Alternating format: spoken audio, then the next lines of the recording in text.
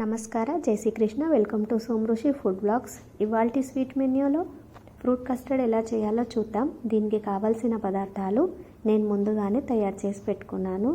ఇప్పుడు stove on చేసి పాలను వేడి చేద్దాము. నేను తీసుకున్న పాల క్వాంటిటీని బట్టి షుగర్ని తీసుకున్నాను. ఇప్పుడు నేను ఇందులో హాఫ్ కప్ అంతా షుగర్ యాడ్ చేస్తాను. చక్కెరని మనం వేసి దీన్ని బాగా కలుపుతూ ఉండాలి, చక్కెర కరిగేంత వరకు అడుగు పట్టకుండా.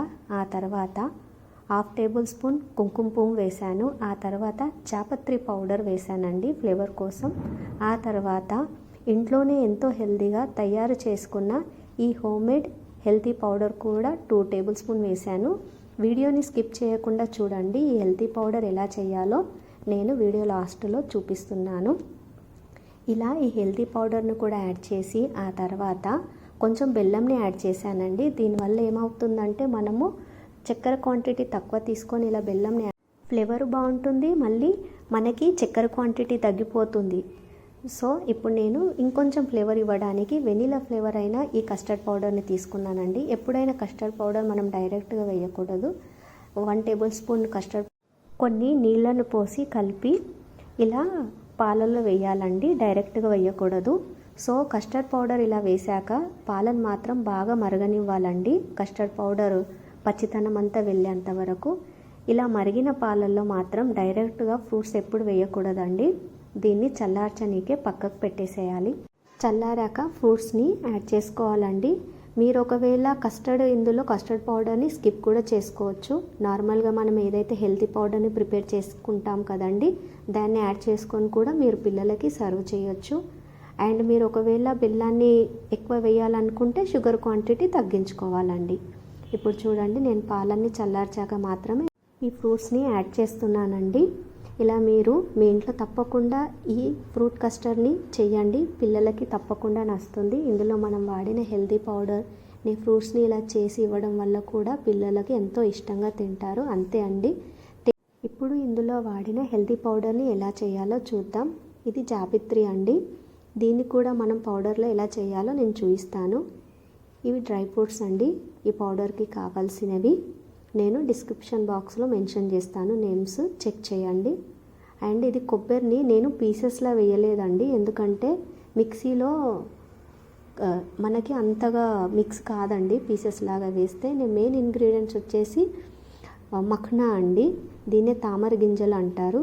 చూడండి, ఇప్పుడు నేను జాపత్రి పౌడర్ ఎలా చేయాలో చూపిస్తానండి. ఇది వచ్చేసి జాపత్రి అండి. ఇది లోపల ఇట్లా పీస్ ఉంటుందన్నమాట.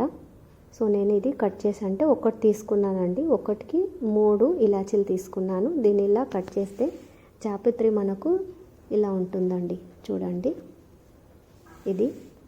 సో దీన్ని నేను మిక్సీలో వేసేసుకొని పౌడర్లో చేసుకుంటానండి. ఈ పౌడర్ని మీరు ఒక బాక్స్లో వేసి స్టోర్ చేసి పెట్టుకోవాలండి ఫ్రిడ్జ్లో. ఇది మీరు ఇట్లా స్వీట్ రెసిపీస్ కానీ ఏవైనా టమాటో పులావ్ లాంటి దాంట్లో కానీ జాపత్రి పౌడర్ ఫ్లేవర్ బాగుంటుందండి. నేను ముందు రెసిపీస్ అప్లోడ్ చేస్తాను. దీన్ని రెసిపీలో ఎలా మనం యూజ్ చేయాలో తప్పకుండా నా వీడియోస్ని స్కిప్ చేయకుండా చూడండి.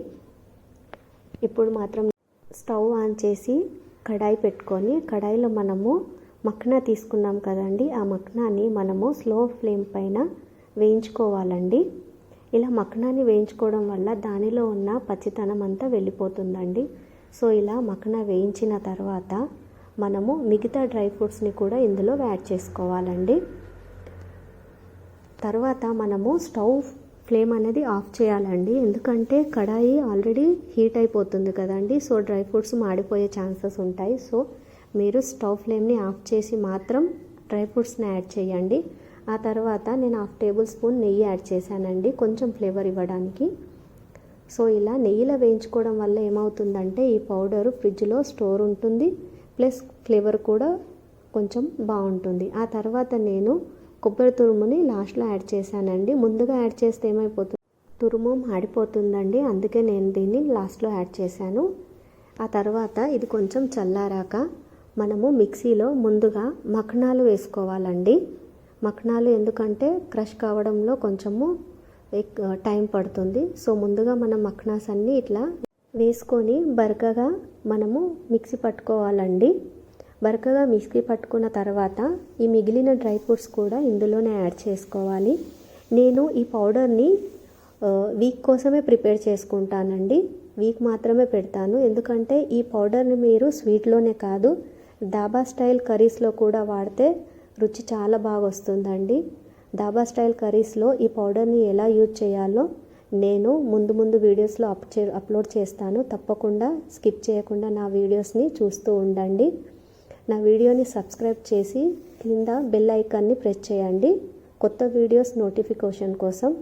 సో నేను ఇందులో తర్వాత తయారు చేసుకున్న జాపత్రి పౌడర్ కొంచెము కుంకుమ పువ్వు కూడా వేసి ఇలా బరకగా క్రష్ చేసి పెట్టేసుకుంటానండి. అంతే, ఎంతో హెల్తీ అయిన పౌడర్ రెడీ. సో నా రెసిపీ కనుక నచ్చితే ప్లీజ్ ఈ అమ్మ ప్రయత్నానికి సపోర్ట్ ఇవ్వండి. మంచి రెసిపీస్ మీ ముందు తేయడానికి సోమరుషి ఫుడ్ బ్లాగ్స్ ఛానల్ని సబ్స్క్రైబ్ చేసి లైక్ చేసి షేర్ చేయండి. పక్కనే ఉన్న బెల్ ఐకాన్ని ప్రెస్ చేయండి కొత్త రెసిపీస్ నోటిఫికేషన్ కోసం. Thank you for watching. Comment, subscribe Somarushi food blogs.